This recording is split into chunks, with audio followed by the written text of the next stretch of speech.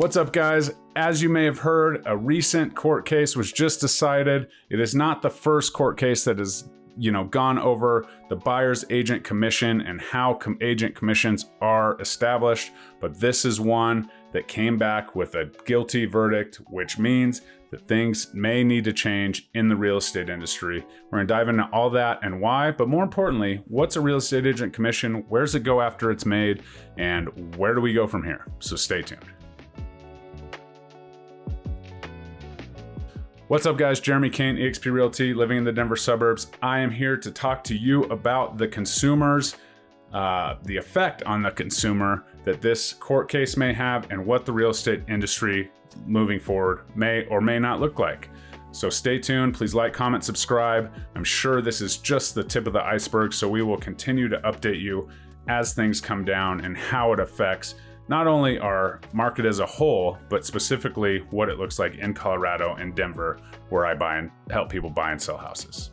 Okay, so the 8 jurors found the brokerages and NAR guilty of colluding and price fixing and holding sellers responsible for paying buyer's agent commissions, who technically we're basically paying them to compete against us, so to speak, in a transaction and represent the other party. And so they kind of tossed that around, didn't really understand how that worked. And so here we are. We have a jumbled mess.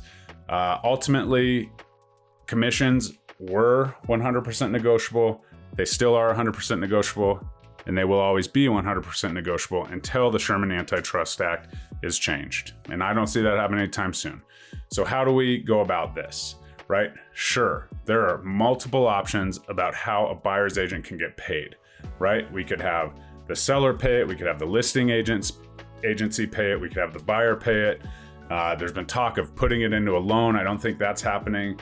So at the end of the day, the message here is commissions are 100% negotiable. And I know that I've had discussions with my clients that they ask how I get paid. We go through the situation. On the buyer side, it's in our buyer's agency in Colorado. It's very specific how we get paid, who is obligated to pay, and who is not. There's multiple boxes we can check. Every time we go through a buyer's agency, we go through that section because it's very confusing.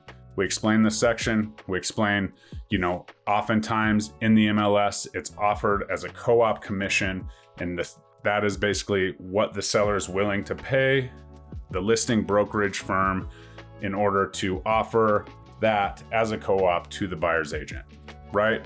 So that's where it is. All of that still 100% negotiable. So on the listing side, we have hey, this is how much we have agreed upon, or I, as the seller, have agreed upon to pay you as the agent to sell my home. Right under that number is what we're going to offer, or what is agreed to offer as a co-op. Again, 100% negotiable. So ultimately, if you are going through these agencies, or if you've been in a transaction with me, on the list side, we've had that conversation about that paragraph and any others you have questions about. On the buyer side, we've had questions about Section 7. I always go over it. I explain it. I say, this is why this is here, and this is what we're looking at. So if we're explaining that with 100% transparency, keeping in mind and saying verbally, commissions are 100% negotiable, then we are being as transparent as we possibly could be. Therefore, that's really what this lawsuit is saying, is we just need to make sure we're being transparent. We need to make sure that, we need to figure out who should pay this person based on ethics, based on the laws, based on everything. But at the end of the day, they're still going to be 100% negotiable. So technically, on the lighter end of the lawsuit, what happened is now MLSs have to not require a commission to be paid. Before this lawsuit, MLSs may have had different, minimums. As this lawsuit came to fruition, I think that everyone at least went to $1, if not $0. And essentially, this lawsuit has made, in the immediacy, that we go from $1 offered to $0 offered as a minimum. There is no maximum because, again, they're 100% negotiable. And so we just need to have those discussions. So that's the confusing part out of the way. As a real estate agent, I get compensated based on this 100% negotiable commissions, usually based on a percentage, depending on what that percentage is, what the situation is. That's again between my client as the buyer and myself. And then once we take the buyer to the listing, and the listing is offering, 0 to, 100% negotiable numbers, then that's kind of where we work it out. And we go from there, we go to the closing table. Now, this is where the confusion maybe comes in, right? The buyer brings all the money and the seller has the proceeds after the buyer gives the seller the money. And then currently on the seller settlement statement or the buyer settlement statement, if the buyer is paying the commission, it comes out of there. And essentially what happens after that, right? So that's where we're at, right? I have kids, I have a family to feed. And so after that, my commission goes to my brokerage. I'm required by law to hang my license with the brokerage. My brokerage charges me money in order to, for them to represent me and, train me and do all the things, review all my contracts, hold all my stuff, be a part of Realtor board, all the things. So there's a commission split that I have to pay my company. Mine, I get 80%. The real estate company gets 20% until I reach a certain number. And then I get, 100% of my commission, pay a $250 transaction fee. So that's what happens first. Once I get that money from my brokerage, which happens all at an immediacy. In Colorado, we get paid at the table.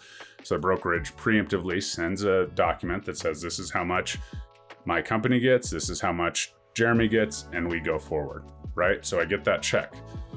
That check is written out to me, my LLC. From that, I have to pay for any marketing, any, things I had to do for the transaction. If I'm given, a home warranty or something along those lines, right? I have to pay for that. Or, maybe I'm buying pizza for the move, just out of the goodness of my heart. That comes out of there, right? And then I have E&O insurance. I have a broker review fee that's in addition to my split that I have to pay. And then, I have to pay taxes, right? So I pay the taxes and then I have this to take home. I have health insurance, I have food, I have all the things, and I have this portion. So it's not like that big number that you see. It's usually 80% to 50% of that number, depending on my expenses and the cost of running my business and all my licenses and my MLS access, my, board of realtors, all the fees that, I pay come out of that.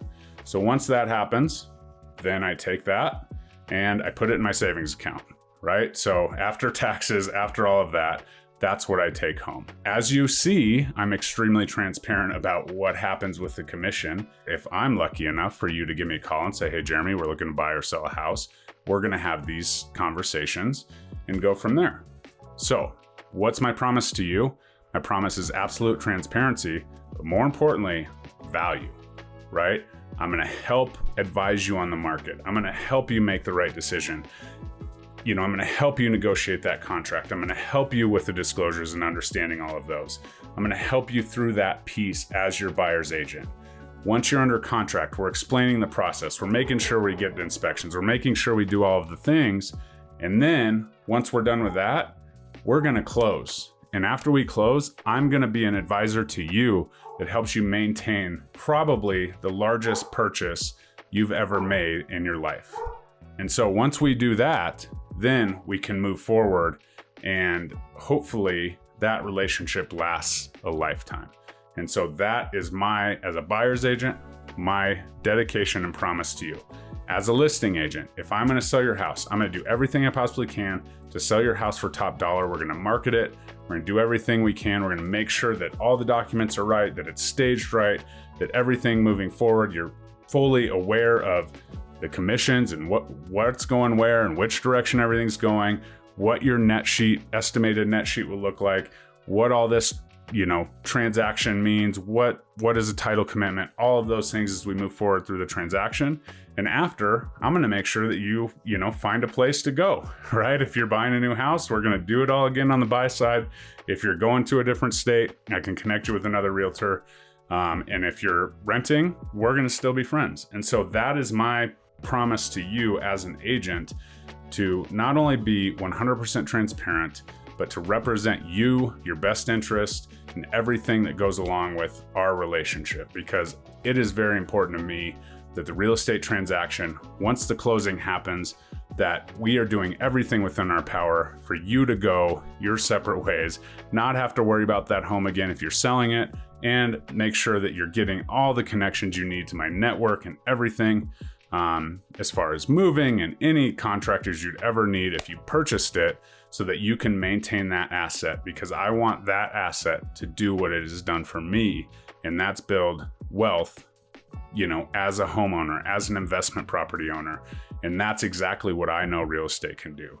So if you have any questions about the lawsuit, if you're concerned, I would be more than happy to talk to you about this and make sure that you are fully aware of what's going on, what your options are, what a 100% negotiable commission looks like, and we can dive in. So I hope that helps kind of explain what's going on. If you have any questions or comments, please comment below, and I'd be happy to chat with you.